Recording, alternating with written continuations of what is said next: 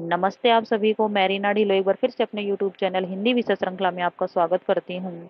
आज हम पढ़ने वाले हैं कानों में कंगना, जो कहानी है राजा राधिका प्रसाद सिंह की 1913 में हिंदू में प्रकाशित हुई थी।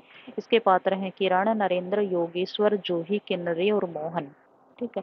जो नरेंद्र है योगेश्वर के पास शिक्षा प्राप्त करने जाता है, ये इसके गुरु है, ये इसकी बेटी है, इनका इनका विवाह हो जाता है। बाद में नरेंद्र किन्नरी के उसमें पड़ के, मोह में पड़ के सब कुछ बर्बाद कर देता है। और जूही इनकी नौकरानी है, मोहन इसका जानकार है। उसने कहा था, कहानी जो है चंद्रधर्मा सरगुलेरी की 1915 में सरस्वती में प्रकाशित हुई थी। इसके प्रमुख पात्र हैं लहना सिंह, सूबेदारनी, सूबेदार हजारा सिंह, वजीरा सिंह, लप्टन साहब, महासिंह, ये इनके गौण पात्र हैं। श्याम सिंह, कीरत सिंह, अब्दुल्ला और फूलराम तुर्की। इसमें जो लहना सिंह है बचपन में अपनी मामा के यहाँ गया हुआ होता है, वहाँ ये सूबेदारनी होरा से मिलता है और वहाँ उससे पूछता है तेरी कुड़माई हो गई, तो ये धत कह करके वह आगे बढ़ जाती है। और एक दिन जब बताती है हाँ हो गई, ये देख शालू, तो फिर शालो मतलब जो वो शॉल ओढ़ने का होता है, ये देख चुनरी। तो फिर इसको बहुत ज़्यादा गुस्सा आता है। और जब एक बार ये अपने सूबेदार जो हजारा सिंह हैं इसके, ये राइफल 77 में जमादार हो गए हैं, ठीक है, सिपाही हैं। तो इनके एक बार घर जाते हैं, तब ये होरा से मिलते हैं और होरा इससे अपने जो पुत्र बोधा सिंह की और इसके जो प्राणों की रक्षा का वचन मांगती है।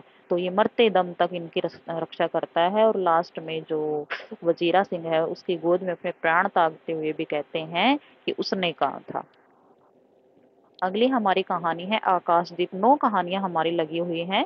तो यह 1929 में लिखी गई और आकाशदीप संग्रह से ही संकलित है। पहले हम पढ़ चुके हैं जब जयशंकर प्रसाद की कहानियां पढ़ी थी उस टाइम पे। इसके प्रमुख पात्र बुद्धगुप्त और चंपा हैं और गौण पात्र हैं मणिभद्र और जया। ठीक है। तो इसमें क्या होता है कि ये दोनों मणिभद्र के द्वारा कैद कर रखे हैं उन्होंने वहां समुद्र में, नाव पर हैं। तो जो चंपा है बड़ी ही चालाकी से मणिभद्र से अपने स्वयं दोनों अपने को और इसको बुद्धगुप्त को आजाद करवा लेती है और बाद में एक चंपा नगरी का भी वहां पर बसाया जाता है। उसको बुद्धगुप्त के द्वारा नाम चंपा रखा जाता है, ये इसकी दोस्त है। तो वही बस कहानी है कि भाई जो दूर जाते हैं सैनिक अपने घर से, तो घर वाले उनकी उनको किसी प्रकार की कोई दिक्कत ना आए, अंधेरे में उनका सहायता करें, ऐसा दीपक जलाती हैं। तो चंपा की माँ ऐसा किया करती थी क्योंकि चंपा के जो पिता थे वो भी एक जलदस्यु थे और ये भी एक जलदस्यु हैं।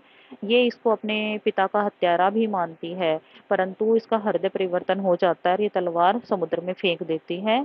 और जब बुद्धगुप्त चला जाता है तो चंपा है वो आकाशदीप जलाते हैं। अब जो हमारा पिछला पेपर था उसमें कुछ शब्द आए थे कि इस शब्द का क्या अर्थ है, तो वो हम अगली वीडियो में पढ़ेंगे। धन्यवाद।